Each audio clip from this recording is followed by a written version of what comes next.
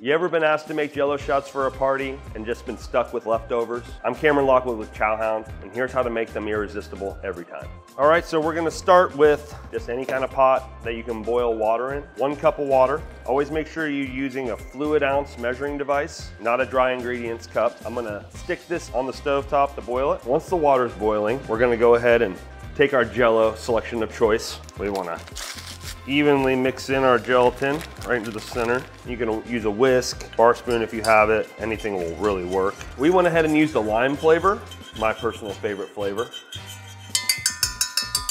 Now that that's mixed in, we're gonna go ahead, and this is the crucial part, very simple. We're gonna add a 1/2 cup of cold water, and we're gonna add a 1/2 cup of vodka. Your vodka of choice, honestly, spirit of choice. These kind of things are mix and match. Once you get the ratios right, you can kind of experiment on your own. You could add different sugars, different types of flavor profiles, different packets of Jello together to mix and match. We just wanna make sure this base recipe and this ratio is right, because this is gonna bring balance to just your Jello shot and make it palatable. And it's very important to not put too much alcohol in it, because it'll make the gelatin not set up right, which is gonna cause a whole nother set of issues for you. You're gonna come back 4 hours and your Jello shots are gonna be still liquidy and runny. And also they're just gonna be foul because it's gonna be too much alcohol. So now that we have our mixture, we're gonna add this in.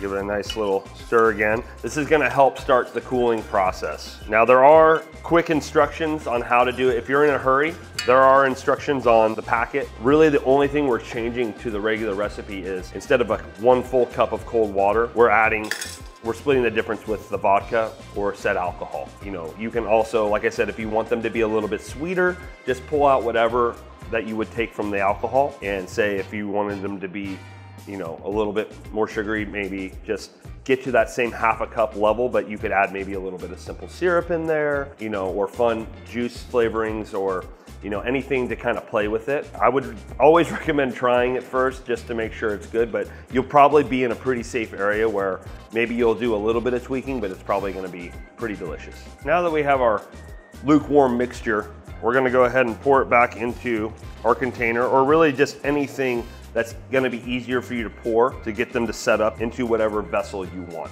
Now that we have it in the vessel, we're gonna put them into our nice little cups here. I think that most of the parties we've ever been to where we have Jello shots are always in these little ramekin cups. These are really easy to find. And then we're just gonna gently pour our mixtures into the cups. Another important thing to mention while making the Jello shots, we don't wanna put the lids on them until after they've cooled and set up, because it'll trap heat and it will allow it to not set as fast as you probably want it to. But I would definitely encourage putting the lids on afterwards, just for sanitary reasons when you're taking it to a party full of people. We're gonna put these in the fridge for about 4 hours, let them set up, and then we're gonna give them a try.